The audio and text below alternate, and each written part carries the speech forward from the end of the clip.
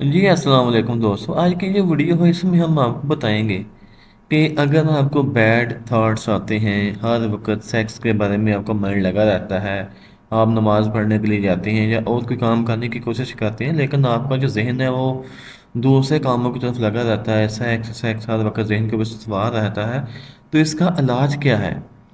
इसका इलाज इस्लाम में क्या है? इसका मेडिकली क्या ट्रीटमेंट है?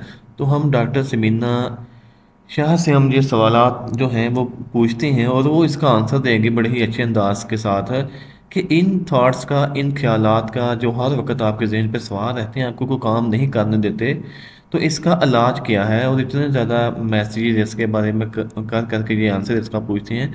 तो आए हम इसका आंसर जाते हैं डॉक्टर समीना साहब। जी अस्सलाम वालेकुम। Doctor Samra Amin Chaudhry from Lahore. कैसे हैं?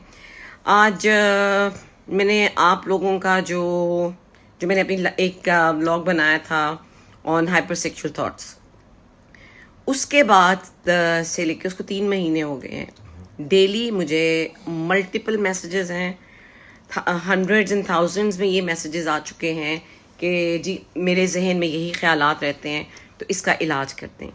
तो मुझे शर्म आती है ये बात करते हुए बार बार कि यही ख्यालात अगर हमारी नौजवान नस्ल के दिमाग में रहेंगे तो ये हालात देख रहे हैं आप अपने मुल्क के, आगे क्या नज़र आता है फिर आपको? और वो इसकी ट्रीटमेंट मांगते हैं। बच्चों, आप लोगों ने या उन मर्दों से भी मेरी रिक्वेस्ट है जो शादीशुदा हैं, उनके बच्चे भी बड़े हैं लेकिन उनकी जहन में अभी तक ये बात बात ये यही रहती है, तो फिर दुनिया के काम तो हो चुके हैं ना, ऐसे नहीं होता। हजूर पाक सल्लल्लाहु अलैहि वसल्लम ने कहा था कि एक कदम अपने नफ्स पे और दूसरा जन्नत में। मुझे बताएं, इस चीज़ की कोई ट्रीटमेंट तो नहीं कर सकती ना मैं आपको दवाइयों पे डाल दूं, आपके दिमाग बंद कर दूं ताकि आपका थॉट प्रोसेस रुक जाए? क्यों? जबकि हमारे पास हमारे रसूल पाक सल्लल्लाहु अलैहि वसल्लम की पूरी की पूरी ज़िंदगी, और उन्होंने सहाबाए कराम को किस तरह से चलने का कहा है ऐसे में कि रोज़े रखो, दीन के करीब रहो, अल्लाह की तरफ ध्यान रखो।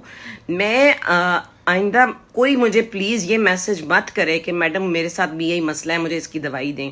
खुदा के लिए अच्छे मुसलमान बने, अच्छे पाकिस्तानी बने और मुल्क की तरक्की का सोचें। जी दोस्तों, डॉक्टर साहिबा ने कितना ही प्यारा इसका आंसर दिया है कि खुदा के वास्ते अपने इन ख्यालात को चेंज करें, इन ख्यालात को बदलें। जो सेक्स के ख्यालात आपके जहन पे सवार रहते हैं इनको ख़त्म करें।